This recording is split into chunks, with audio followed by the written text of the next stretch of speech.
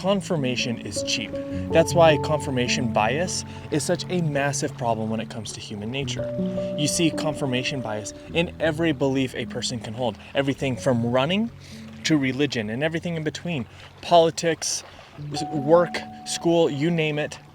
If someone holds a belief, there's going to be confirmation bias. Because you see, when we believe something is true, we will immediately start to see confirmation of that belief everywhere we look.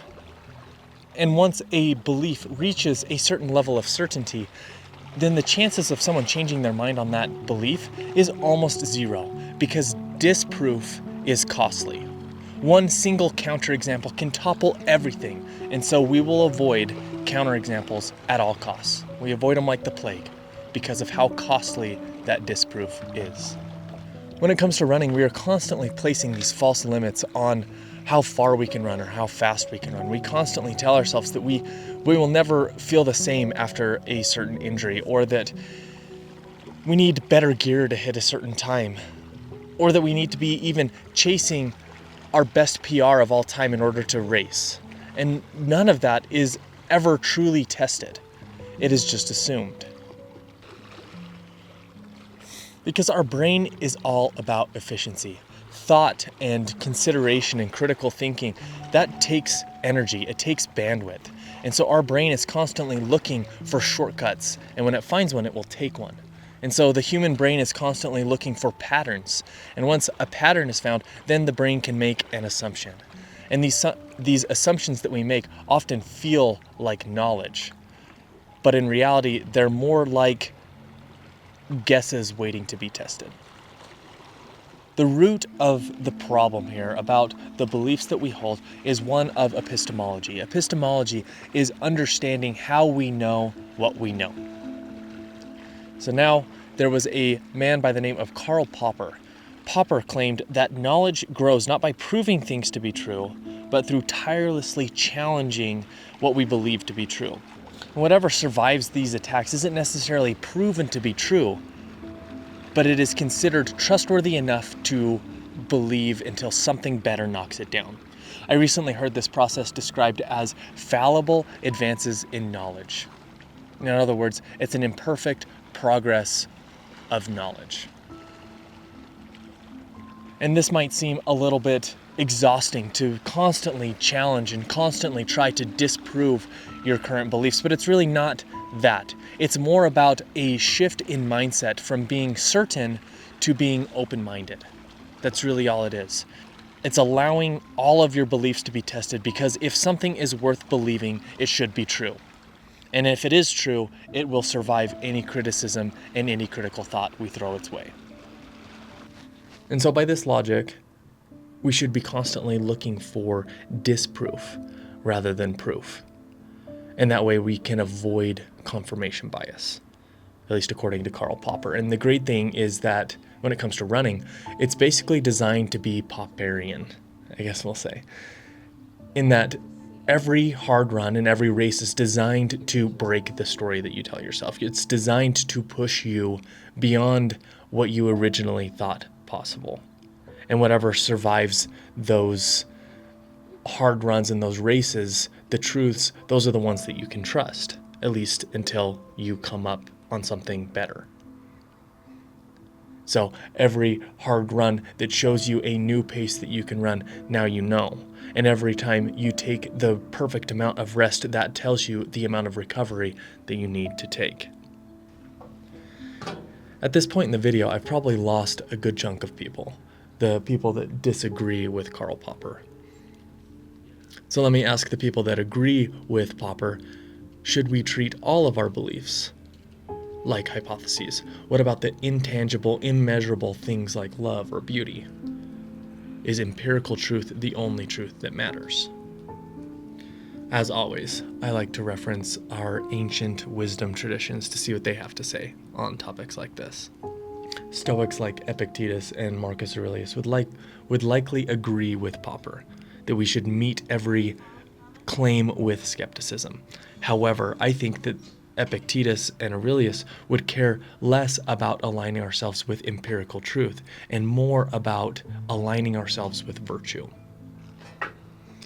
Christianity, Judaism, and Islam, and many other religions kind of take a blended approach. On one side, you have the invitation to test the fruits of their faith, to put them to the test. And on the other side, they have the affirmation of faith in the face of doubt. And so they're focusing less on empirical proof and more on the intangible and often immeasurable fruits of faith.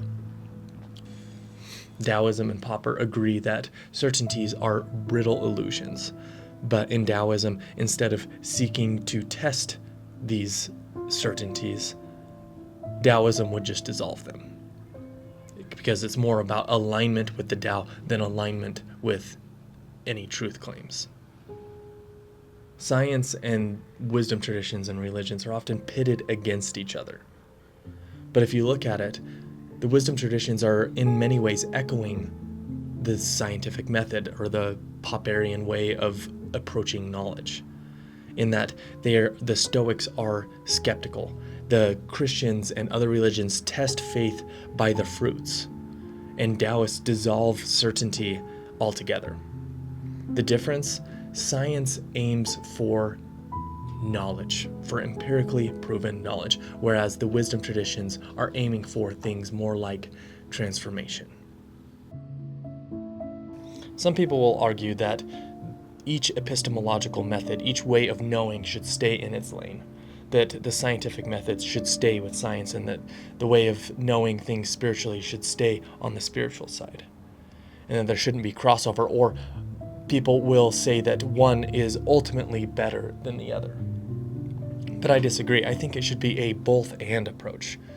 And this is kind of central to the work of Ian McGilchrist. McGilchrist talks about how each hemisphere of the brain has strengths. For example, the left hemisphere of the brain is all about grasping specific truths and getting down into the weeds, whereas the right hemisphere of the brain is more about seeing the gestalt of life, the big picture.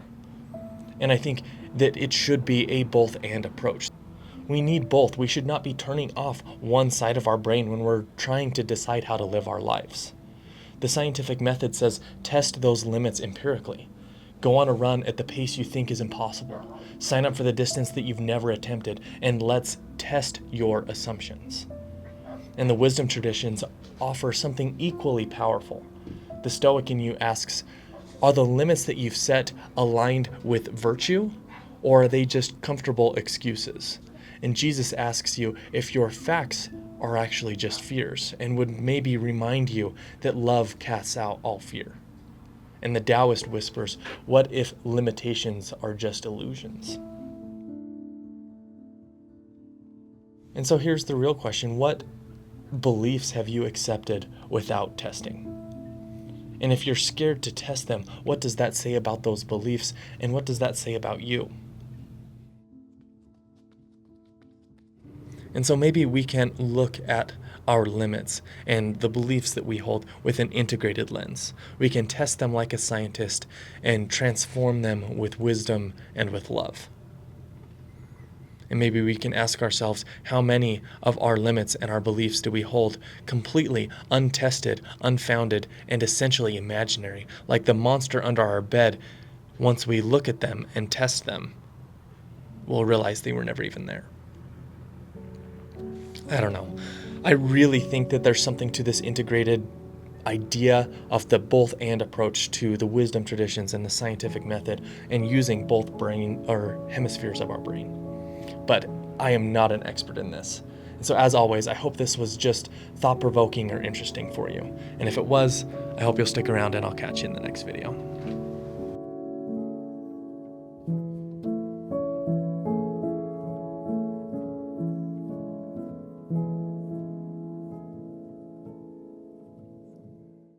All right, gear for today. As a reminder, I am not affiliated with any brands. This is me just sharing the gear that I run in for fun. I don't care if you buy any of it. Ogden-made running hat, Torrege sunglasses, Apple Watch Ultra, built running shirt, and then this is like a Waleco or something like that. Waleco, running tights, Stance running socks, Brooks Glycerin Max. If you have any questions on the gear, let me know.